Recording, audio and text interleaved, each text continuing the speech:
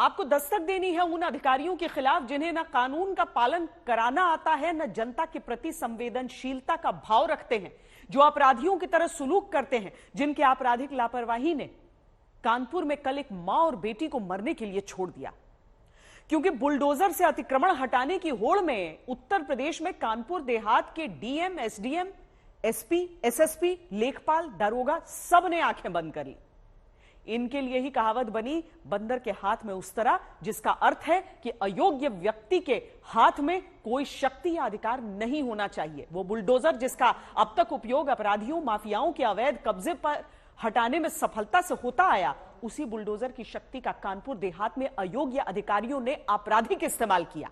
गरीब की झोपड़ी, गरीब की जिंदगी, दोनों को दबा दिया। एक साल भी नहीं हुआ जब उत्तर प्रदेश के एक एक अधिकारी को यह बात खुद मुख्यमंत्री योगी आदित्यनाथ ने याद दिलाई।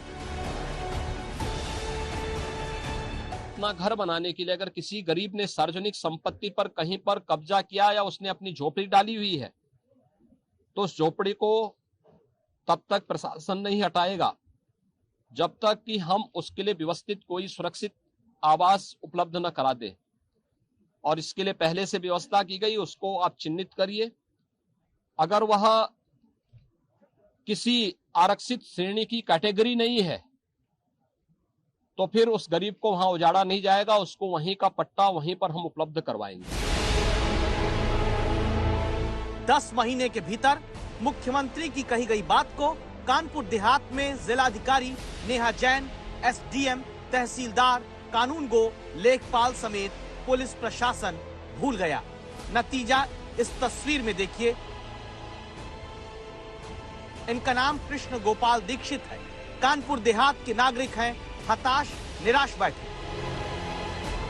सब कुछ राख हो जाने के बाद इंसान का चेहरा ऐसे ही दिखता है, जहां गरीब का घर को संभालने वाली पत्नी, पिता के कंधे तक आ चुकी बेटी, संवेदनाएं, मर्यादा, भरोसा, सब कुछ अयोग्य, संवेदनहीन लोगों के हाथों में आए बुलडोजर के चलते कुचला गया, राख किया गया। घर के सामान को बिखेर कर गरीब की झोपड़ी पर वही बुलडोजर चला जो उत्तर प्रदेश में फैसला ऑन द स्पॉट का प्रतीक बना। लेकिन कहानी ये नहीं, कहानी तो ये है कि 1 महीने पहले डीएम ने गरीब परिवार की सुन ली होती, गरीब की बात को अनसुना करके भगाया नहीं होता। बुलडोजर लेकर आए अधिकारी एक बार इस परिवार की सुन लेते। गरीब की छोड़िए, अधिकारी अगर मुख्यमंत्री की कही गई बात का पालन कर लेते तो ना तो हमें आज ये खबर दिखानी पड़ती, ना एक परिवार बेबस होता, ना पीड़ित परिवार को वीडियो कॉल करके उत्तर प्रदेश के डिप्टी सीएम को टूट चुके भरोसे को जिंदा रखने की यूं कोशिश करनी पड़ती।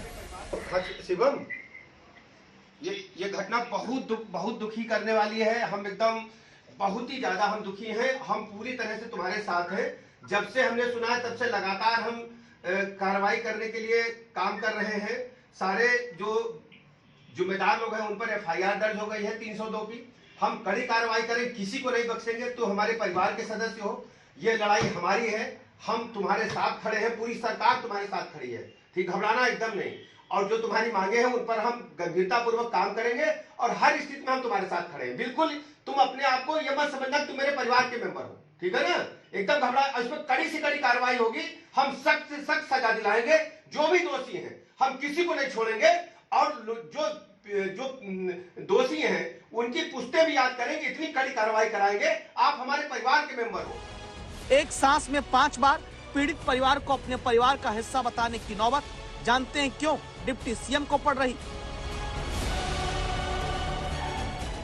क्योंकि 13 फरवरी को कानपुर देहात में सरकारी जमीन से झोपड़ी हटाने के लिए अति उत्साहित प्रशासन ने विरोध में आग लगाई, मां बेटी को जलता छोड़कर बुलडोजर चला दिया।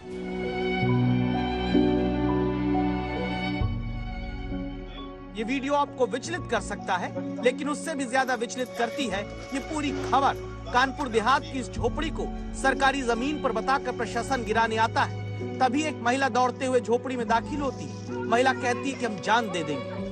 हम जान देंगे।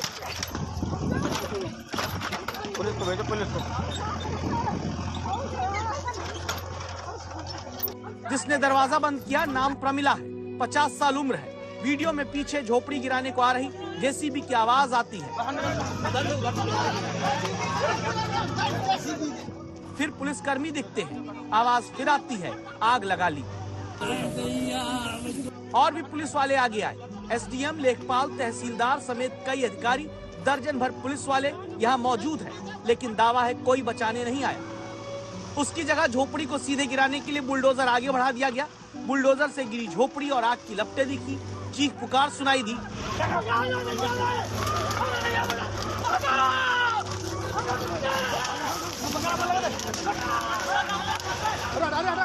भागते पुलिसकर्मी अधिकारी दिखे और फिर आवाज आई, जगह वही मेरी मम्मी जगह चल रही है।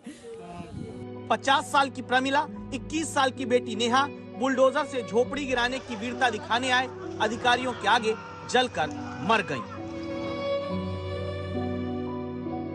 यहाँ पे एसडीएम, एसओ, लेखपाल, कानून गो और यहाँ के कुछ गांव के गुंडे आके यहाँ पे जो हमारा बंगला था गिरा दिया, मंदिर नल सब गिरा दिया। उसमें कुछ हमारी मम्मी और बहन और 22 बकरियां थी, वो जल के राख हो गई। करीब 20 पुलिस वाले थाना रूरा के, एसडीएम, कानून को, तहसीलदार आए, लेखपाल।